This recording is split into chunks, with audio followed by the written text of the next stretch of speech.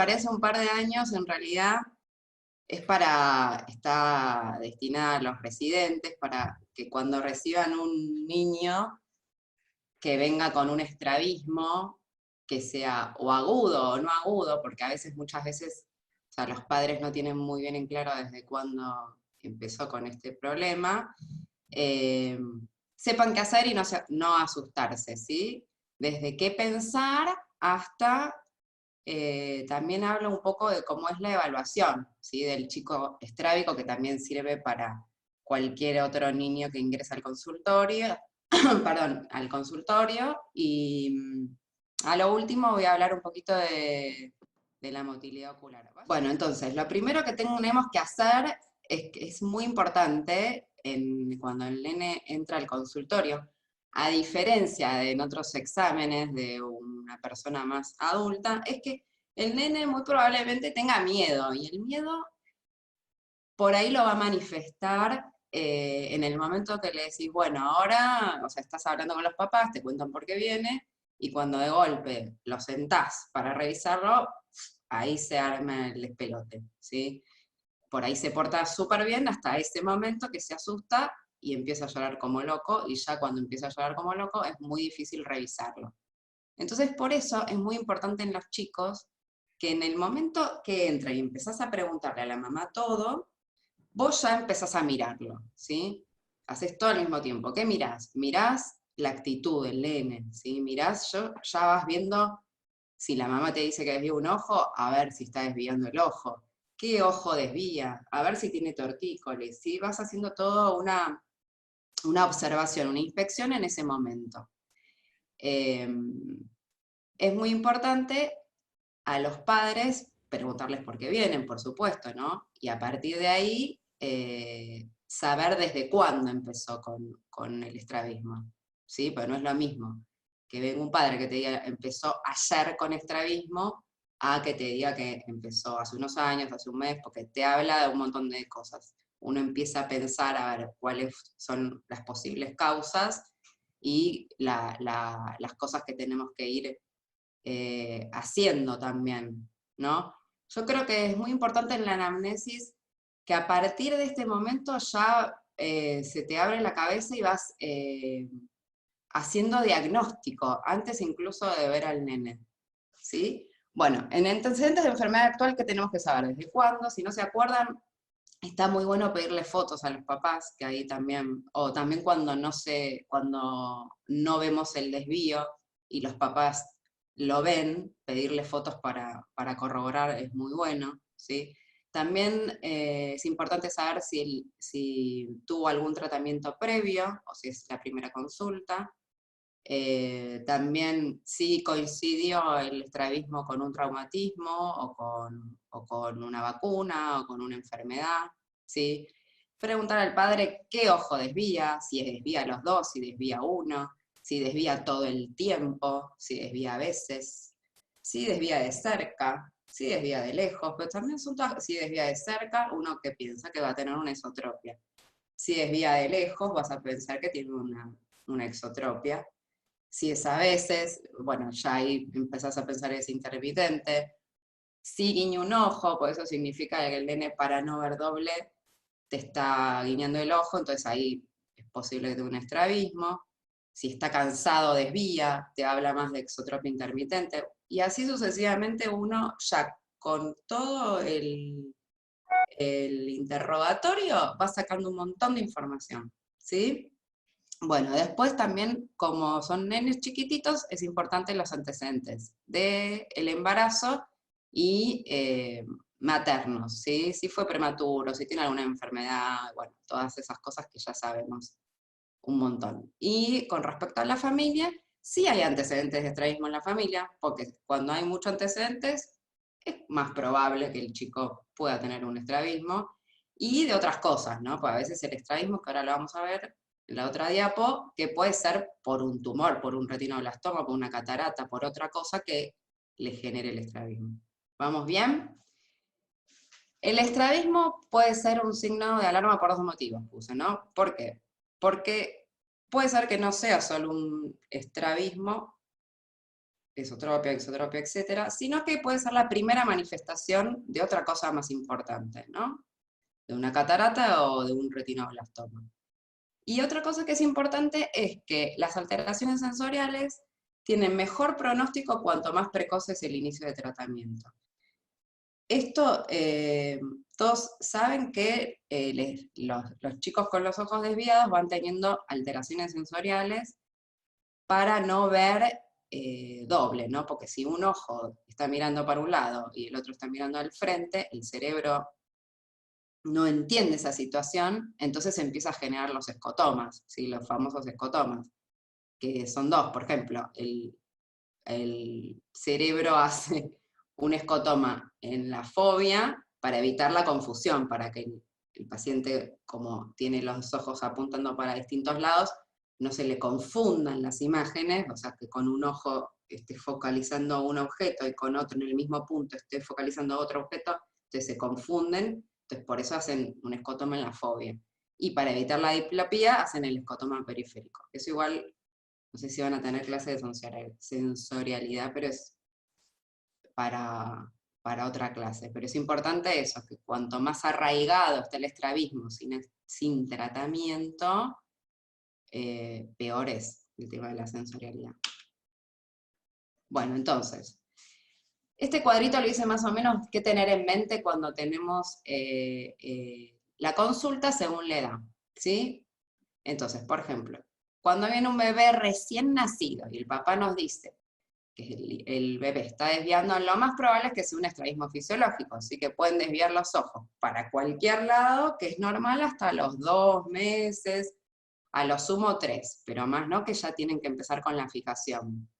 Después, bueno, el pseudoestrabismo es un motivo muy frecuente, que los padres vienen por un posible estrabismo que le dijo la vecina, el padre, o lo piensa la madre, les dijo el pediatra, quien sea, que alguien les dice, el hijo, uy, lo veo desviar, el padre viene y consulta. O sea, es un motivo de consulta muy frecuente, a todas las edades. Bueno, que una paresia o una parálisis congénita, ¿sí? Y los síndromes restrictivos, Brown-Duan, que bueno, son para otra clase, ¿no? Es un temón. Después, cuando ya tiene 6 meses, el pseudoestrabismo siempre está ahí presente. Puede empezar a aparecer el síndrome de Ciancia o el estrabismo LT congénito. Aparece más o menos a los 2 meses, 2, 4, pero en general se dice que entre los 2 y los 6 se aparece el estrabismo, la esotropia, es la esotropia congénita, ¿sí? Y también pueden aparecer los XT, exotropias intermitentes, ¿está bien? Bueno, y después, en mayores de 1 año, ya empiezan todo el resto de las esotropias, las tardías, ¿sí? Son un montón, que van a tener una clase de eso. La comitante adquirida, acomodativa, pseudoacomodativa, etcétera, etcétera. Y bueno, y también el XT intermitente. Todo esto, obviamente, que es con fondo de ojo normal, ¿no? ¿Qué pienso cuando viene un paciente con estrabismo? Con un fondo de ojo normal. Bueno. Entonces, como importante, ¿qué es importante tener en cuenta? Cuando viene una exotropia, ¿sí? Un XT, en menor de 1 año, muy importante hacerle una evaluación neurológica, ¿sí? Lo tenemos que mandar al neurólogo para que le haga una evaluación, puede ser una posible enfermedad neurodegenerativa o un tumor del sistema nervioso central. Entonces, un XT así permanente puede ser una lesión neurológica. También un ojo que esté en XT permanente puede significar que ese ojo no ve nada, ¿sí? Que sería una exotropia por ambliopía, pero es muy importante ese concepto que tenga, ¿sí? Después, el estrabismo es normal, es habitual que aparezcan todos los tipos de estrabismos que vamos a ir viendo en las clases hasta los 5 o 6 años, ¿sí? Después de esa edad, si aparece, es tener en cuenta que hay que descartar otra causa, ¿sí? Tumoral, neurológica, traumática, infecciosa. Después, otro punto a tener en cuenta. Cuando aparece un estrabismo agudo, ¿sí? Comitante. Comitante significa que no es una paresia, que es igual en todas las posiciones, el ángulo es igual en todas las posiciones de la mirada, ¿sí? Que aparecen chicos menores de 5 años, rara vez es consecuencia de un trastorno neurológico, ¿sí? Rara vez porque, como les dije en el punto de arriba, en general aparece esta edad. Por más que sea agudo, puede empezar agudo con una esotropia acomodativa, así que sea de anteojos. Pero, de todas maneras, hay que estar alerta, ¿sí? Siempre teniendo en cuenta el fondo de ojo, el nervio óptico y todo el resto como siempre. ¿Está bien? Después, un estrabismo agudo en un niño mayor, ahí ya empezar a pensar en qué puede ser otra cosa, ¿sí? Por ejemplo, un ET incomitante o una paresia del recto lateral, ¿sí? Esto puede ser un tumor, ¿sí?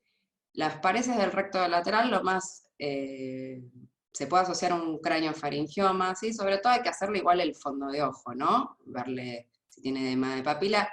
En el examen completo uno también va a ir viendo para qué rama viene. Yo el otro día recibí una diplopía aguda, era una nena de 9 años, con una paresia al recto lateral, y yo inmediatamente pensé que era un tumor y le pedí, bueno, la internet, le pedí imágenes, por suerte no era un tumor, y terminó siendo un pseudotumor cerebri con edema de papila bilateral. Un caso bastante lindo para estudiar. Bueno, creo que ya estamos acá. ¿Vamos bien?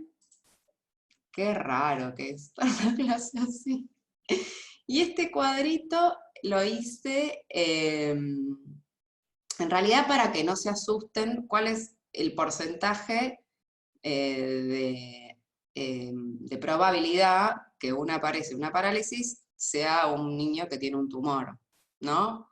Entonces lo puse por eso el cuadrito en realidad. Porque un tercer par, bien, miren, congénita son un tercio. Y tumoral, un 10 o un 20% puede ser tumoral. En el sexto, como les dije antes, es el que más se asocia de las parecias a que puede ser un tumor, 39%. Es bastante elevado esto, ¿sí? Y el cuarto, la mayoría, todos creo que a esta altura ya deben haber visto un cuarto descompensado, ¿sí? En un nene que de entrada no estaba y viene con la tortícolis más grandecito, y tumoral poquitito, ¿sí? Lo importante es este concepto que quiero que tengan en cuenta con el sexto, ¿sí?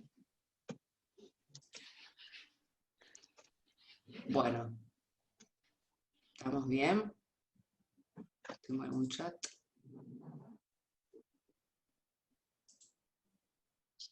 Sí, Lau, vamos bien.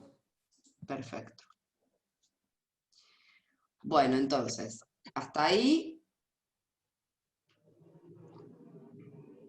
todo lo que es la introducción. Ahora voy a hablar un poco de qué hacer en el paciente, o sea, cuáles son los exámenes que tenemos que hacer. Esto no sé si ustedes, los RECI, ya lo vieron muchas veces, o si lo saben, ya están así cancheros, pero por las dudas vamos a hacer un repaso.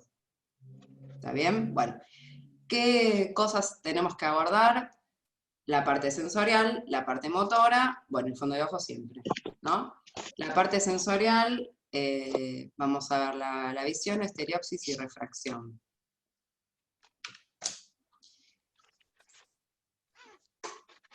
Está lento.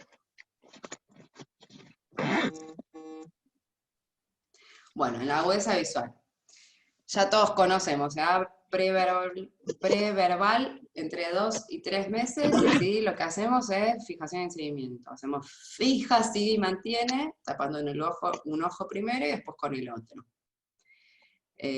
No quiero ahondar mucho en esto, pues si no se va a hacer re largo. Y después ya cuando en mayores de 6 meses, hasta el año y medio, está el famoso test de Teller, que es el de la mirada preferencial, ¿sí? Que nosotros en el austral no lo tenemos, pero se utiliza para esta edad.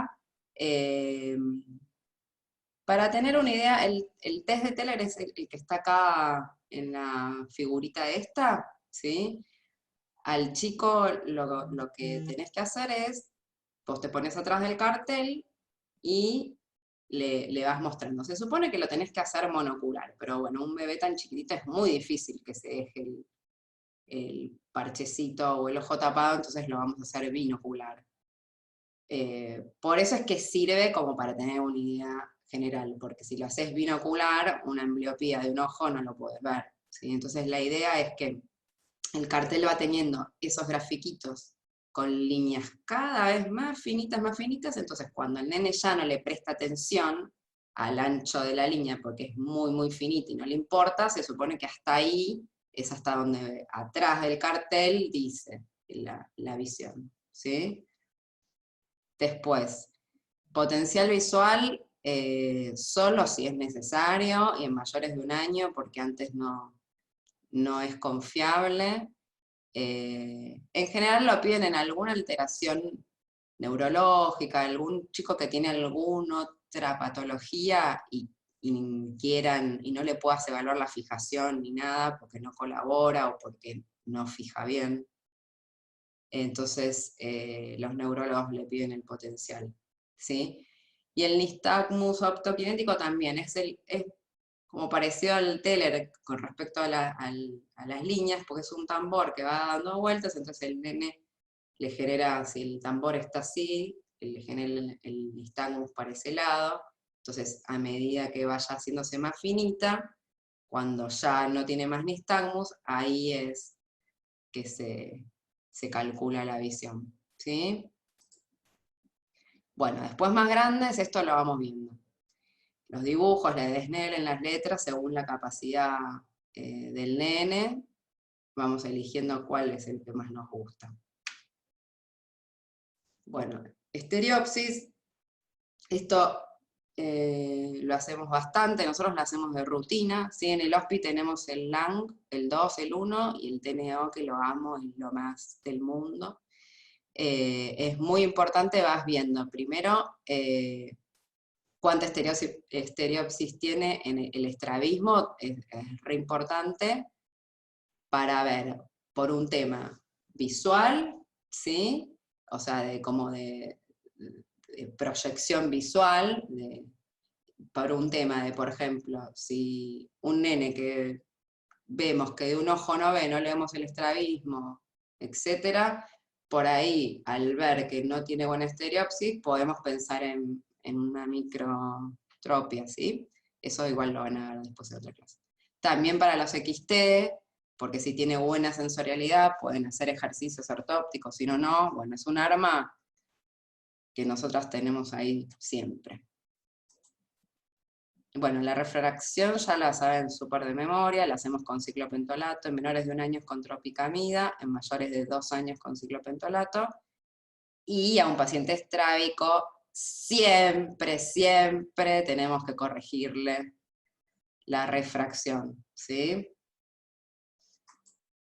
Entonces, lo primero que tenemos que hacer es el famoso reflejo rojo y test de Bruckner, ¿sí? ¿Cómo se hace? Lo hacemos con el oftalmoscopio directo a 1 metro de distancia y proyectamos el oftalmoscopio en las pupilas y evaluamos el reflejo rojo de forma simultánea, ¿sí? En los 2 ojos por igual. Y ahí vamos a ver, los comparamos, ¿sí? Que sean iguales. Ven como en la figura que se ven los dos bien rojos, brillantes e iguales. Y por ejemplo, si tiene una catarata, ¿sí? Ya, o cualquier otra, o un tumor o lo que fuere, ya con esta prueba vamos a ver que un reflejo está más opaco que el otro. Bueno, los test de alineación tenemos los basados en el reflejo corneal y el cover test.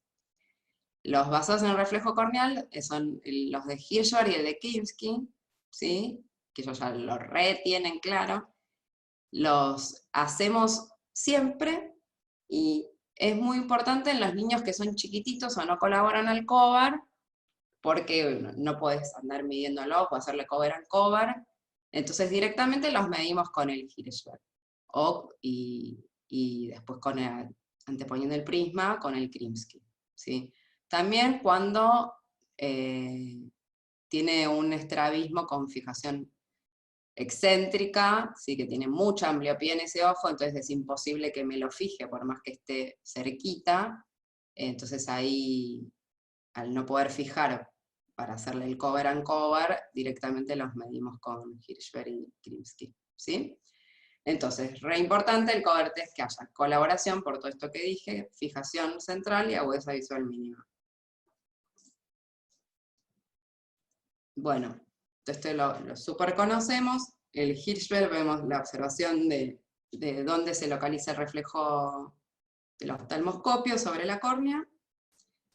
Y acá vemos que está bien centrado, ortotropia, es cuando está bien centrado, lo normal es que está un poquito desplazado hacia nasal, ¿sí? Por el ángulo capa. Después lo vamos a ver. Simétrico, ¿no? Está en este ojo, ahí, y en este también. Bueno, esto me imagino que también lo retienen súper así, pero es para hacer un repasito. Cuando es 15 grados, está en el borde pupilar, acuérdense que en la esotropia el reflejo se va yendo hacia temporal, ¿no? Y en la exotropia el reflejo se va yendo hacia nasal, ¿está bien? 30 en el medio, en el iris, digamos, 45 en el limbo, y más de 45 se va yendo más para allá. ¿Está bien? Bueno, esto es lo que les dije al principio. Ojo al pseudoestrabismo, porque es muy frecuente que el padre consulte y la madre consulten por un estrabismo cuando en realidad es un pseudoestrabismo. ¿Cuál es la causa más frecuente? Es el epicanthus, ¿sí? Ahora, ¿qué es esto? En la otra foto se ve mejor. Es el repliegue que aparece ahí, por delante de, acá en la nariz, o también puede ser puente nasal plano y ancho, una distancia interpupilar pequeña y el ángulo capa negativo. Ven, acá está el pliegue semilunar. Este es el epicanthus. Igual, todos los reci saben esto. Y bueno, ¿qué hacemos en el pseudoestrabismo? ¿Con qué nos quedamos tranquilos? Le hacemos el reflejo corneal y el cover test y vemos si no desvía y nos quedamos tranquilas. Ven que está bien centradito. Yo les muestro a los padres, para explicarles, les muestro fotos siempre. Tengo una carpeta en mi celular y les muestro fotos para explicarles, para que entiendan bien el tema del reflejo. Bueno, lo del ángulo capa, es lo que les decía antes, que en general es normal que está el reflejito un poquito para adentro, ¿sí? ¿Por qué? Está el famoso ángulo capa, ¿sí? Que los reflejos de la córnea pueden no estar centrados y puede ser por esto, ¿no? Entonces, ¿cuál es el ángulo capa? Está formado entre el eje visual, que une la fobia con el punto de fijación, y el eje óptico, que es una línea que pasa por el centro del ojo. Esto es el ángulo capa, ¿sí? Nasal, el positivo, y temporal, negativo. Nasal positivo, o sea, habíamos dicho que cuando está más nasal, cuando se va yendo hacia nasal, es por la XT, entonces es una pseudoexotropia. Y cuando se está yendo más hacia temporal, es negativo y es una pseudoesotropia. Lo importante es que es en los dos ojos, está igual de descentrado, ¿sí? Entonces, ¿cómo hacemos para medirlo? Lo hacemos con un ojo primero y después con el otro. Miramos directamente, apuntamos la luz al ojo y vemos dónde está, ¿sí? Si está más hacia nasal, como está en el dibujito, es positivo. Si está más hacia temporal, es negativo. Y como la fobia está temporal, la mayoría de las veces se ve positivo. Un poquito, ven que está como un poquitito para acá y no está en el medio. ¿Está bien? Sigo. 3 de Krimsky, bueno, le haces el Hirschberg y le antepones el prisma de cada vez de mayor dioptría hasta que el reflejo se centre. ¿Está bien? Listo. Bueno, ¿vamos bien?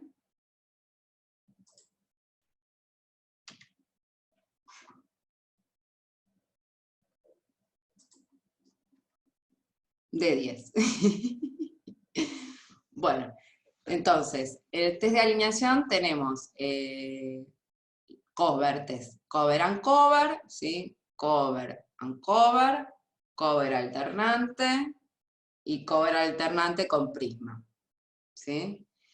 Entonces, cover and cover, que es cover and cover, sirve para poner en evidencia las desviaciones manifiestas, ¿sí? Por ahí viene el chico y no lo ves, entonces lo descompensás con el cover and cover, y diferencias la foria, la famosa foria de la tropea.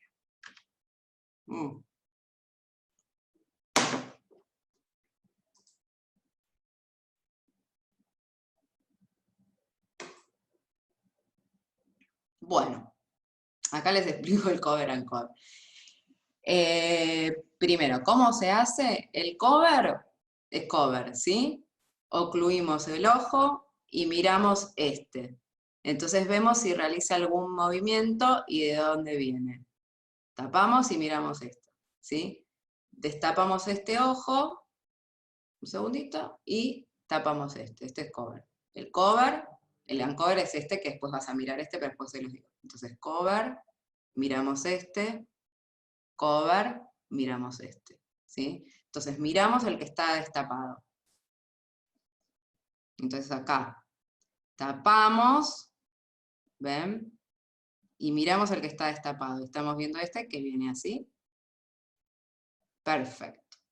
O en este caso, estás acá, tapamos este, miramos el que está destapado. Y este está viniendo de acá. ¿Está bien? Y después hacemos lo mismo con el otro ojo. Entonces, sin importar qué ojo tapamos, ¿sí? Si no hay movimiento, ortotropia. Si el ojo viene de adentro, esotropia. Si el ojo viene de afuera, exotropia. ¿Sí? Si el ojo viene de adentro, esotropia. Si el ojo viene de afuera, exotropia. Bueno, siempre hay que hacer el cover and cover de los dos ojos, no solo de uno. Y la oclusión no haces cover and cover y te quedas mirando. No, es cover and cover. Lo haces rapidito, ¿sí? Esto es para que ustedes me digan. ¿Qué paciente que es? Exotropia. Este paciente que es? Esotropia. ¡Esto! Bueno, para estudiar la foria, ahí viene el uncover. ¿Está bien? Entonces, cuando hacemos el uncover, vamos a mirar este ojo. Podemos utilizar el oclusor ese transparente que está buenísimo, porque ves el ojo cómo se mueve adentro, ¿sí? O directamente lo miramos cuando lo destapamos y ya está. Entonces, para ver la foria hay que ver el ojo que está ocluido, a ver si realiza algún movimiento. ¿Está bien? Entonces es la prueba 2, es esta de acá. Miramos el ojo ocluido. Y los ojos están así. Están en ortotropia, ¿sí? Ven que están derechitos. Pero ¿qué pasa? Le tapo el ojo, ¿sí? Y el ojo, si el oclusor es transparente, ya lo ves que ahí que se está yendo para afuera. Si el oclusor no es transparente, igual vas a ver, porque cuando lo destapas, que va a volver, de afuera o hacia adentro, ¿no? De acuerdo a que sea. ¿Está bien? Entonces.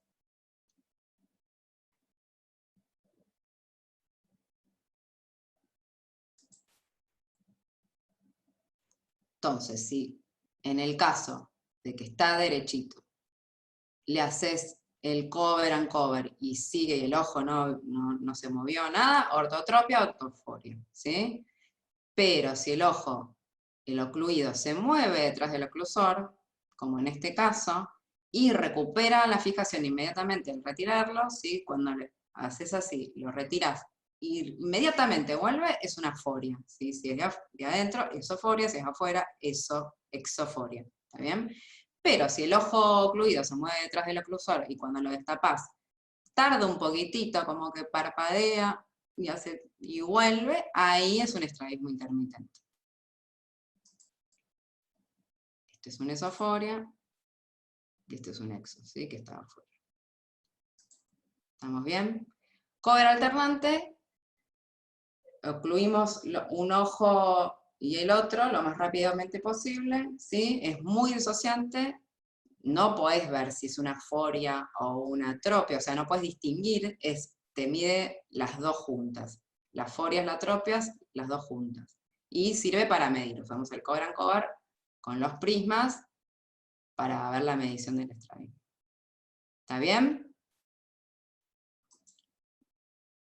Bueno, movimientos oculares, los binoculares, ya esto lo tenemos así, son los movimientos conjugados de los ojos que van en igual dirección y sentido en las diferentes posiciones de la mirada, ¿sí? Esto ya sabemos.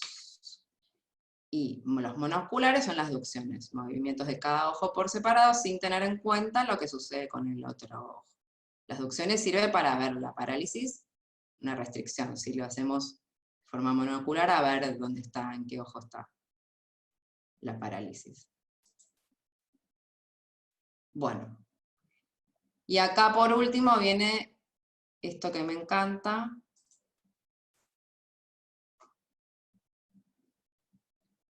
¿Todo bien?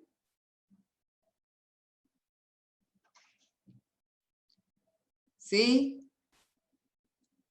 Bueno, acá los voy a ir mirando los chats. Odio no escucharlos. Ya saben. En exotropia sin estereopsis, ¿qué haces? Es quirúrgico las exotropias sin estereopsis. O sea, tienen que tener una buena estereopsis. O sea, estamos hablando, las exotropias se operan directamente. Las exotropias intermitentes son las que con buena estereopsis se puede controlar con los ejercicios ortópticos, ¿sí? Pero el tratamiento definitivo es la cirugía, que en algún momento dicen que cuando te entra una exotropia intermitente, en algún momento se te va a descompensar y la vas a tener que operar. ¿Sí? Pero las exotropias todas son quirúrgicas. Vamos a hablar un poco de... vamos a hablar un poco de los músculos de las posiciones diagnósticas de la mirada, ¿sí? Que es muy importante para saber, para evaluar cuál es el músculo que se afecta en tal posición, ¿sí? Para saber cómo evaluar al recto superior, cuándo estoy evaluando al recto superior, cuándo sé que si está afectado el recto superior. Esto sirve para el estrabismo, para las parálisis, para todo. Es muy importante. Bueno, esto ya todos sabemos que los músculos extraoculares son 7, ¿sí? 6 con inserción ocular, menos el elevador del párpado superior. El origen 6 en el vértice de la órbita, ¿sí? Menos el oblicuo menor. 4 rectos, oblicuo superior y elevador del párpado. El oblicuo inferior se origina en la parte inferior-medial de la órbita, ¿sí? Por fuera del conducto lagrimal, y los rectos en el anillo de Sim, forma del anillo de Sim. Hasta acá todo perfecto. Acá vemos, ¿sí? Los rectos, tendón de Sim, canal óptico, mandíbula esfenoidal, este es un ojo izquierdo, ¿no? Este dibujo me encanta. Y el que viene más. Acá, ojo izquierdo.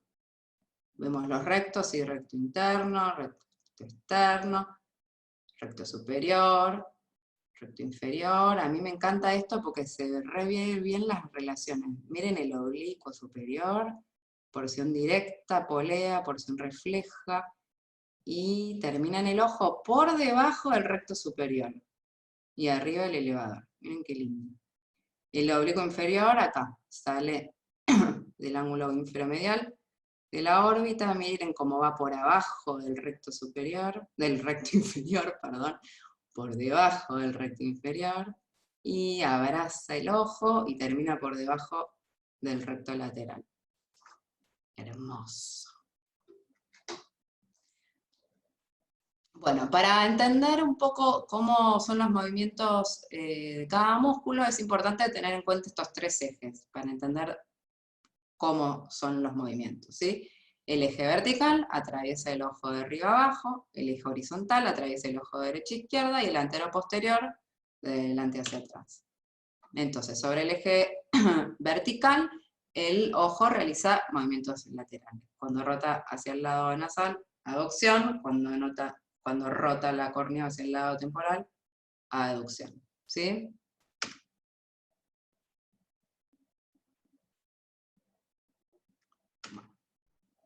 El eje horizontal, cuando rota hacia arriba, supraducción o elevación; cuando la córnea rota hacia abajo, infraducción o depresión. Ahí se ve, ¿eh?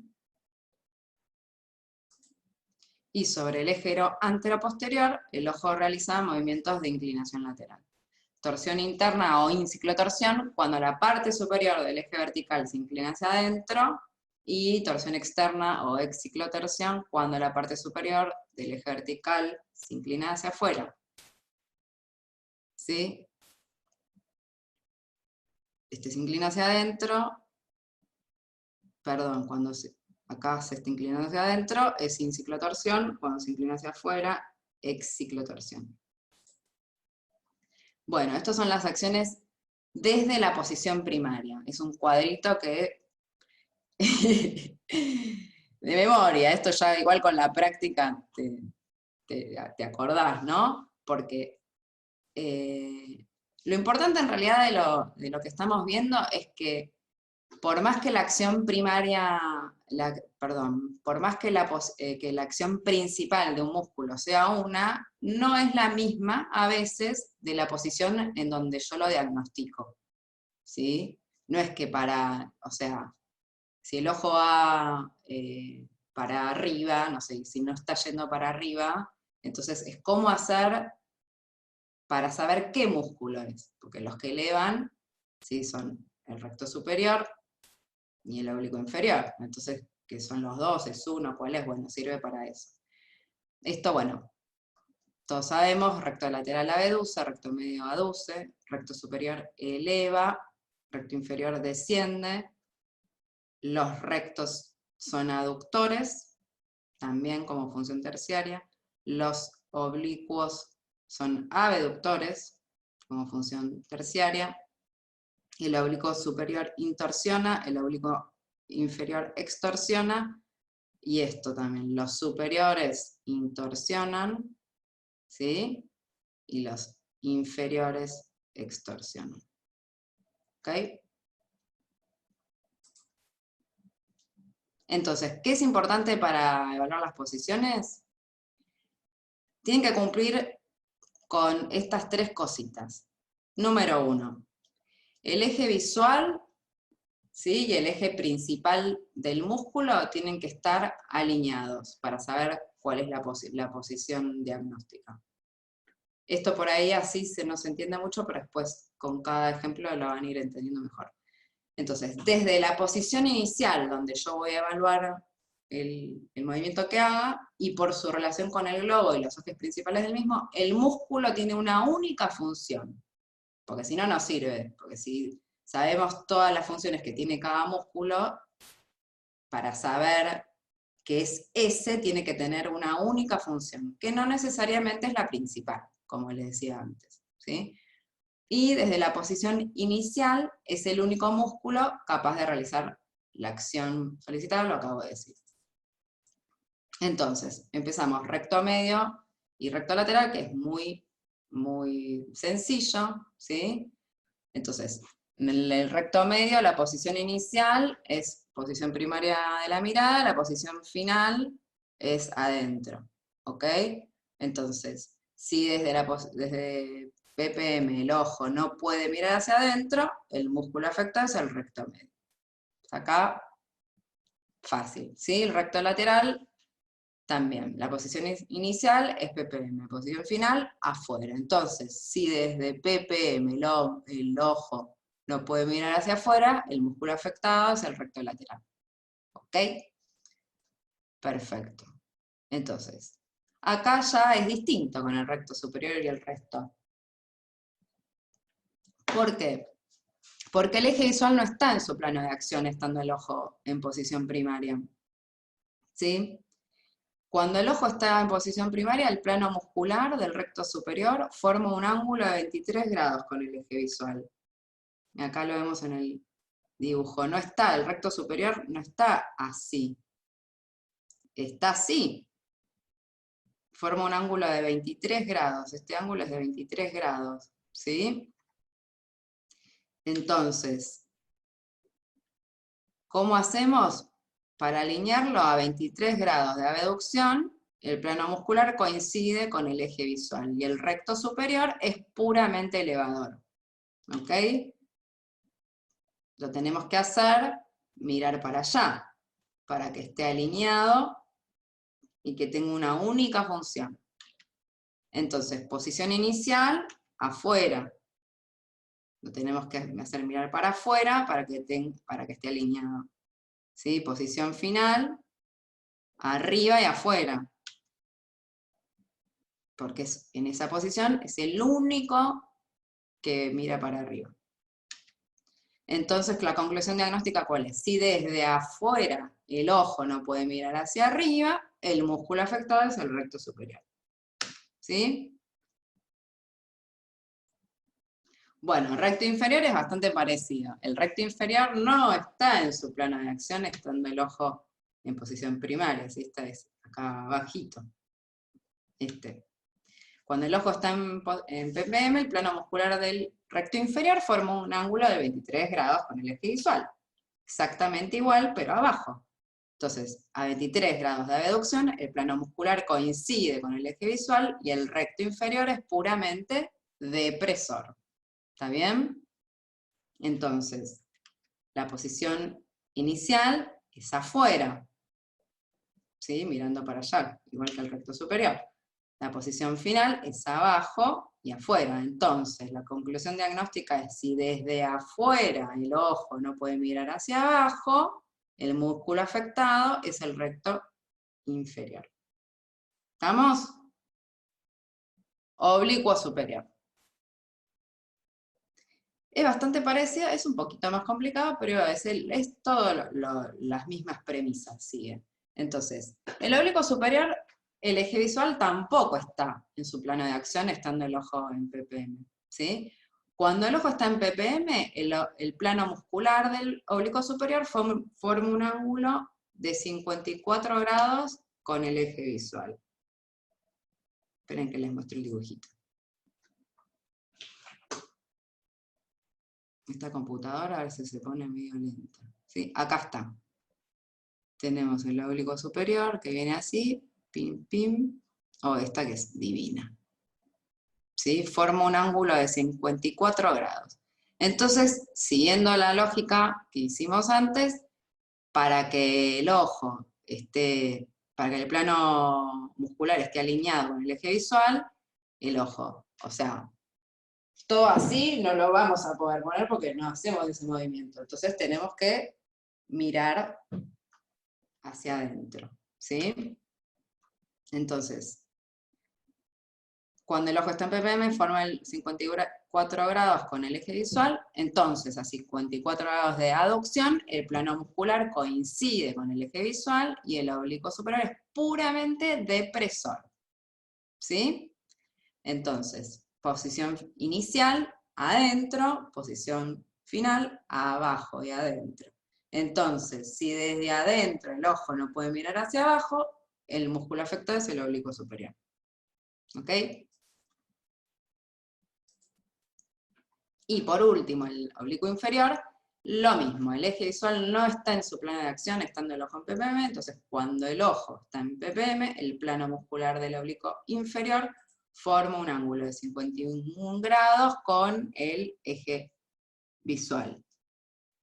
Acá no se ve muy bien, pero es muy linda esta foto, y el oblicuo sería el que se ve como si estuviese así por atrás. Entonces, en vez de 54, son 51, es parecido. Entonces, tenemos que hacer lo mismo que con el oblicuo superior. a 51 grados de aducción, el plano muscular coincide con el eje visual, y el oblicuo inferior es puramente elevador. Entonces, posición inicial, adentro. Posición final, arriba y adentro. ¿Sí? Entonces, si desde adentro el ojo no puede mirar hacia arriba, el músculo afectado es el oblicuo inferior. Y esto es lo mismo, lo puse porque muchas veces se ve este grafiquito, ¿sí? Que ven esto y dicen, ¿y esto qué es? Es lo mismo. Recto medio es como para dónde van las posiciones diagnósticas. Por si ven este gráfico en algún lado y no lo entienden. ¿Mm? Listo.